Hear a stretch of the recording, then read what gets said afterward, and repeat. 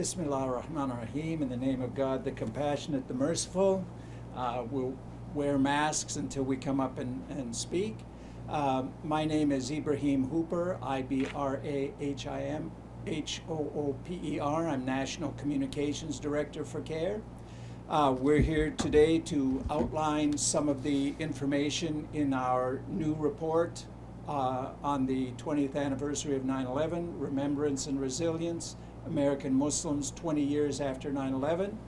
So we'll have a few speakers on that, but we'll also have a representative of our Maryland office who will outline a potential hate crime that just happened recently in the run-up to the 9/11 anniversary. So first of all, we'll hear from CAIR's National Executive Director, Nihad Awad.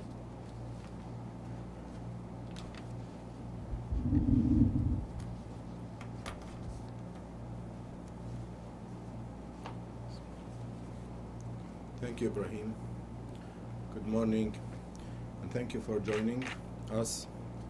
And I appreciate our staff for helping us putting together a comprehensive report assessing the 20 years since 9/11, conducting a survey of how American Muslims feel and how they assess their experience for the past 2 decades. So on the eve of the anniversary of 9/11, I personally today, I drove by my apartment that I was living in when 9/11 took place. When I heard on the radio the news that the first plane slammed into the Twin Tower building in New York. And our lives ever since, all of us have changed forever. September 11 has been a shared trauma for all Americans. We grieved, we mourned, and this memory of 9/11 has not left our consciousness ever since. As Americans, we have been attacked at all levels. So many innocent people have perished in New York, in Washington, in Pennsylvania. And as American Muslims, we have been suffering ever since the impact of 9/11 on our faith community because of its association with Islam. So the pain has been doubled for American Muslims, for being an American community and for being an American community with the Islamic faith. For CAIR staff, for CAIR people, including myself, the pain has been tripled because we are also the organization that have been dealing with the impact of the scapegoating and the finger pointing against the American Muslim community. We are the organization who receives the complaints and deal with the incidents of hate crimes, of discrimination, of threats, of acts of vandalism, of the guilt by association that so many people assigned unfairly and so quickly to our community ever since 9/11. And as we pay a tribute for the victims of 9/11, for those who perished, for those who were killed mercilessly by the terrorists, we have to honor the memory of these innocent people by being Americans in the true sense of the word, by being united, by having the big picture all in our mind, not to allow the terrorists to divide us, and not to allow the bigots who are trying to use that trauma and that tragedy to divide us as Americans along ethnic or religious lines, to honor the memory of these people, we should not tolerate any kind of bigotry against Muslims, against blacks, against South Asians, against immigrants. And that's the true meaning of remembrance, reflection, and resilience of the memory of 9/11. I just wanted to point out to a few things. Number one, as we are assessing the damage to our community, we are also assessing the damage to our nation.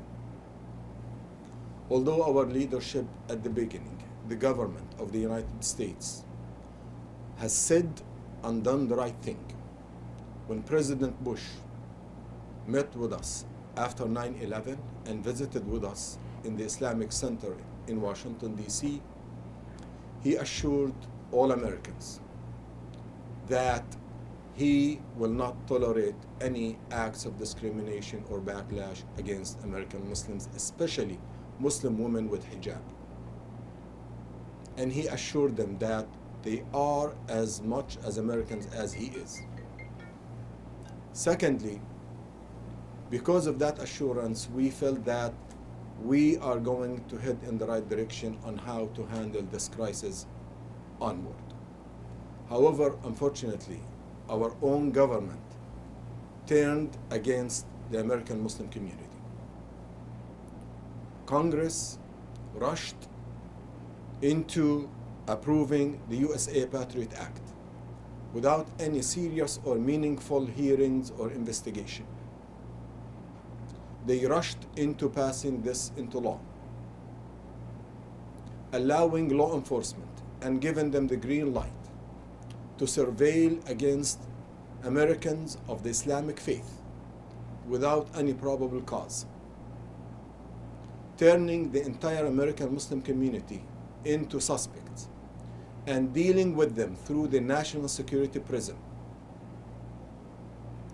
Thousands of mosques, organizations, and individuals have been put under surveillance, including my organization, myself, and our leaders.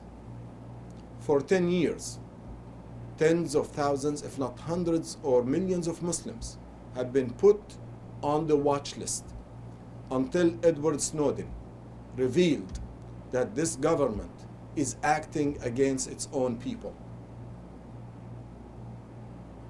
That surveillance has pained us and treated us as criminals when we had nothing to do with 9/11 and those who attacked us. According to this survey that you will see, 40% of American Muslims report to us that they have experienced being stopped at airports because they believe that they have been put on the watch list. That should not be the way the government is treating its own citizens. Secondly, the government instituted the NSEERS program, the National Security Exit Entry Registration System. Tens of thousands of Muslims were forced to register 1 year later after 9/11. Not because they did anything wrong, but because of their national origin. The global war on terrorism, put us as a nation at war with so many nations needlessly and endlessly. We have been assessing now as a nation our misguided policy on how to deal with the threat of terrorism. Invading countries like Afghanistan and invading a country like Iraq without any justification, using lies and speculations, have not only cost us and Iraq and Afghanistan massive loss of life from the Afghan, Iraqi, and even American people, but it has cost us massive loss of materials. Almost $2 trillion. Lack of credibility, lack of sense of security, and peace. And no one is holding our government and our leaders accountable for these disastrous and harmful policies. And finally, I would say that Islamophobia, associating Islam with violence and terrorism, has become a cottage industry. Just today, 20 years later, I was listening to NPR, broadcasting live the daily news program from BBC. The reporters did not want to put a moral equivalency between whom we fought and the American army, and they said we should not call it a war. However, all the reporters, the BBC reporters via NPR Live today, have been loosely using the word Islamist, jihadists as equivalents to terrorism. I was so offended that 20 years later, we have not wisened up. We have not learned to distinguish between Muslims, the Islamic faith, and those who attacked us. We don't assign religious identity to the KKK, although the KKK has been using the cross and Christianity to intimidate and kill and harm African Americans, and we should not do that. But that sensibility is not granted to the Muslims and Islam even 20 years later. We have a long way to go. Finally, I would say that despite Islamophobia, American Muslims believed in the Constitution and they believed in the American promise. And they refused to be defined by Islamophobia and what happened to them or has been happening to them until today. Rather, they defined themselves through their contributions to the society, through art, through statesmanship, through service, whether in the emergency rooms as doctors and nurses, whether in the classrooms as teachers, whether in the communities as social workers, whether in public service as cab drivers. Our community has been resilient, aided by so many allies in our communities at large. American Muslims today are in a much better position, stronger than any other time, but they are still the subject of a fundamental injustice of Islamophobia and policies that have been targeting them. I hope, as I conclude, that our government, our leaders, will truly work with us to honor the memories of the victims of 9/11, to unite each other, not to turn against each other, and honor all Americans, regardless of their skin color, their national origin, and their faith. Today, we are joined with a member of a family from Maryland, whose daughter has been harassed and intimidated because of her religion. This is one of the tens of thousands of cases that we have been dealing with. I hope that we take a lesson from the past and forge a better and safer future for all Americans. Thank you. Next, we'll hear some of the report results outlined by CAIR's National Government Affairs Director, Robert McCaw. And if you could spell your name. Thank you, Brother Ibrahim. Thank you, Brother Nihad. My name is Robert McCaw. Again, I am the Government Affairs Director for CAIR. My last name is spelled M-C-C-A-W. I'll be quickly going over the survey's methodology, and then I'll be getting right into the key findings. CAIR designed and conducted this survey using SurveyMonkey, an online questionnaire software to create professional surveys. This survey software automatically analyzed our data and gave us back valuable insights into how to break down the data and showed answers and comparisons to what the respondents said based on their demographic information. For the questionnaire, CAIR chose different topics that concerned American Muslims today, including media, foreign policy, and discrimination. The majority of our questions took the form of a Likert scale with a few multiple choice questions. The survey was administered using a generated link in addition to the emails that CAIR sent using lists of Muslim Americans. We also distributed it on social media platforms, including Twitter and Instagram. And the survey was also paid for on Facebook with ads targeting individuals in the United States who followed a number of Islamic organizations. Survey respondents were first asked whether they were Muslim. If they answered no, the survey immediately ended. And if they answered yes, they were asked a series of 20 additional questions. The survey was open from August 12th and went till September 3rd, and CAIR received a total of 1,338 responses, of which 1,053 were complete responses for a completion rate of 79%. With an estimated national population of 8 million American Muslims, the poll's margin of error was 4%, with a confidence interval of 95%.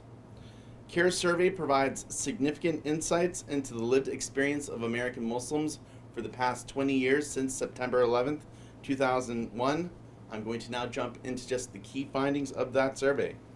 63% of American Muslims said they believe that the American media coverage of Muslims has not become more accurate in the years since 9/11, as Brother Nihad just touched upon, the NPR story this morning. 40% of respondents said they are frequently stopped for extra screening and questioning at the airport. 20% strongly agreed to that statement, and an additional 20% agreed to that. This number is on par with the amount of complaints that CAIR receives concerning immigration and travel-related issues, especially when it comes to the watch list and being stopped at airports. 95% of Muslims said that when they hear a negative comment about Islam or Muslims, that they will always or sometimes speak out. 45% said they would always speak out, and 50% said they would sometimes speak out. 69% of our respondents said they personally experienced one or more incident of anti-Muslim bigotry or discrimination since 9/11. I know I personally have with my wife, and moreover, 83% said that they know a Muslim who has personally experienced anti-Muslim bigotry or discrimination since 9/11. 79% of our respondents said they witnessed or experienced increased anti-Muslim bigotry after 9/11.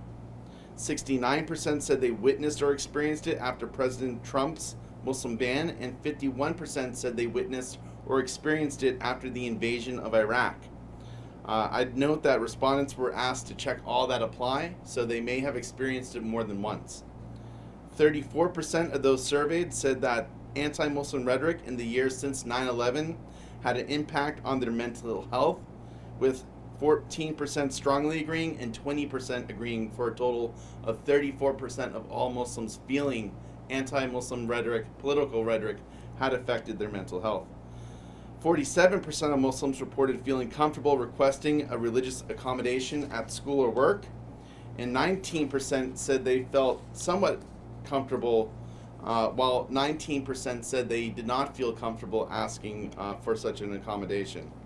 It's interesting to note, African American Muslims are more likely to be comfortable in requesting a religious accommodation at school or work, with 58% either saying they strongly agree or agree to that statement, or were more likely to always feel comfortable wearing Islamic religious attire in public, with 52% of African Americans saying that, in comparison to other ethnic groups that make up the American Muslim community, which includes respondents that identified as white, African, Arab, or South Asian, or other.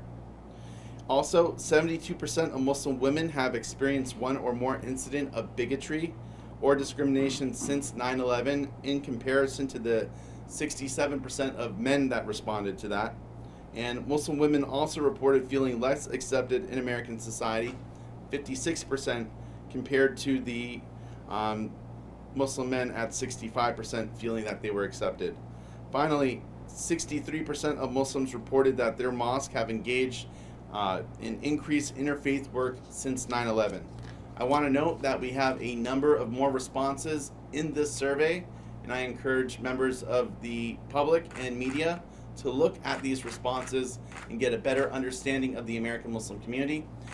This report also focuses on government overreach, programs, bills, and measures that had come to be since 9/11, some that no longer exist, and some that continue to exist today.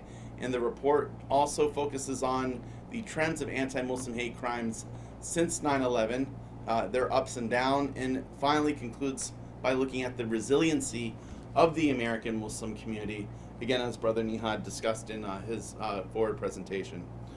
With that, I encourage everyone to go to CAIR's website at CAIR.com to get the report, and I will give the podium back to Brother Ibrahim. Thank you. Again, to access the complete report, you go to CAIR.com. You can also go to our Facebook, CAIR National. Twitter is CAIR National, as is Instagram. So all of these social media sites, we have our material available, and we also stream the various news articles relating to American Muslims in the American Muslim experience. And as was noted, this report is a snapshot of the American Muslim lived experience. And part of that is what you'll hear next from the director of our Maryland office, Zainab Chowdhury, who will take us through the case that she's working on and we're working on that's just occurring as we speak. Sister Zainab. Good morning. Thank you so much, Brother Ibrahim. The September 11th attacks 20 years ago profoundly affected and shaped our country. Every faith community lost someone, including Muslims, Jews, and Christians. And every faith community felt the uncertainty of what would follow. We mourned and grieved together as Americans. But as the results of the CAIR survey today indicate, Muslim communities have continued to pay a heavy price in the aftermath of the attacks 20 years ago. They not only marked a turning point in our government's domestic and foreign policies, particularly on issues related to civil rights, national security, and immigration, they also ushered in an era of scrutiny, of faith-based bullying of Muslim children, of the harassment of members of our communities. Each year, CAIR's offices around the country receive complaints of Islamophobic incidents, particularly around this anniversary.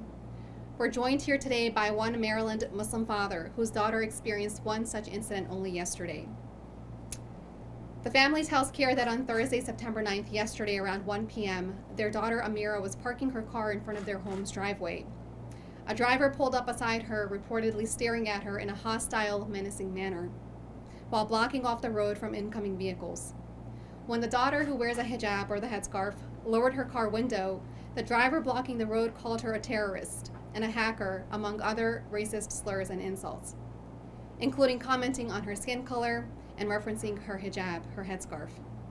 The daughter tells CAIR that before the driver left the scene, she threatened her that punishment, quote unquote, is coming soon.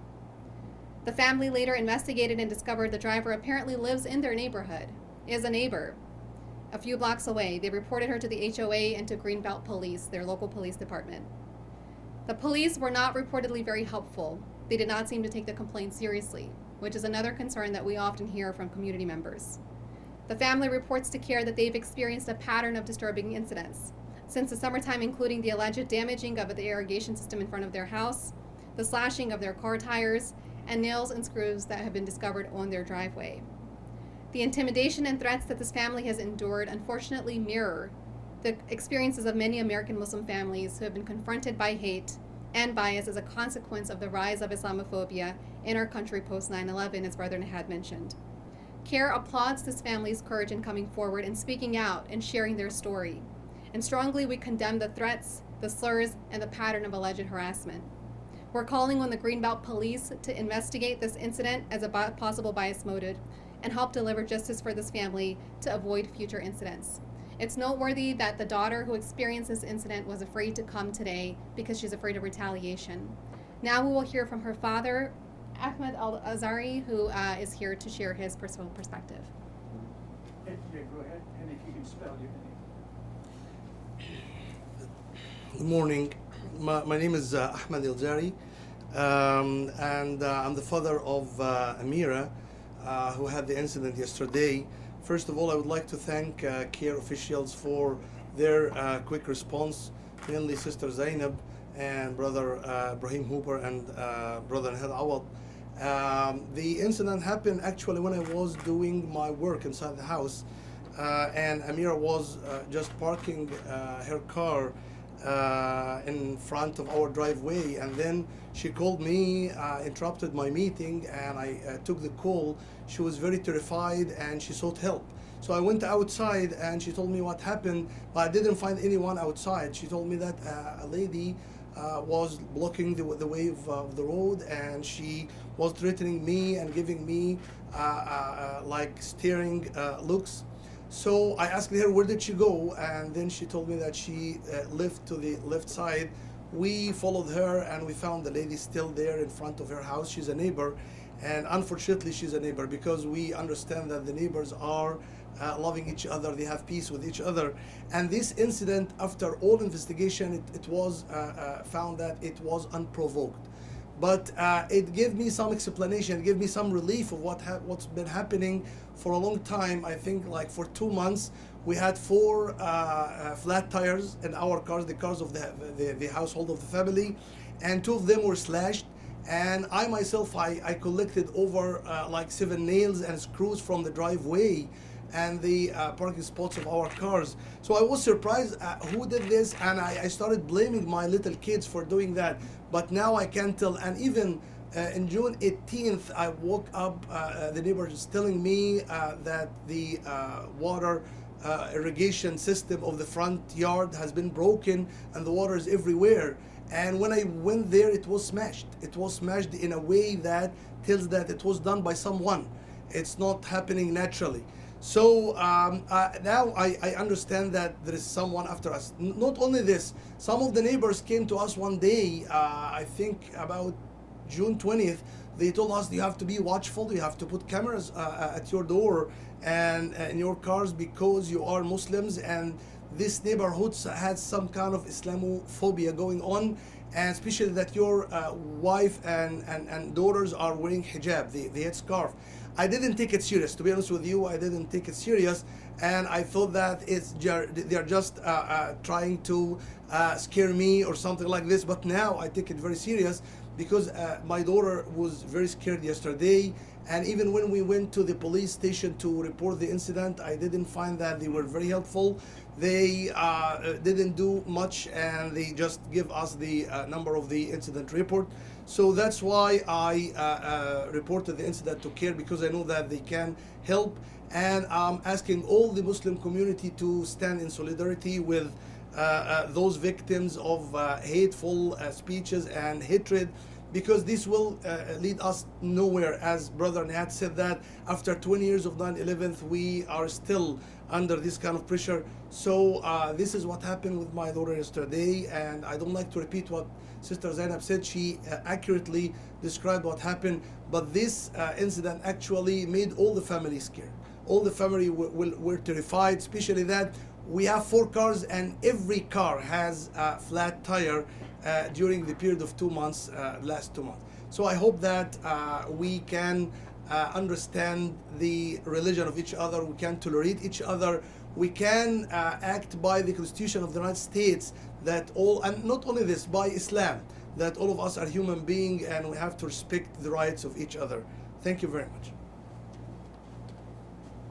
And naturally, we'll be following up on this case, and to get updates, again, visit our website, CAIR.com, or our various social media sites. Doc, could you spell your name? Okay, my name is Ahmed, Ahmed, and last name Elzaree, Elzaree. Thank you. All right.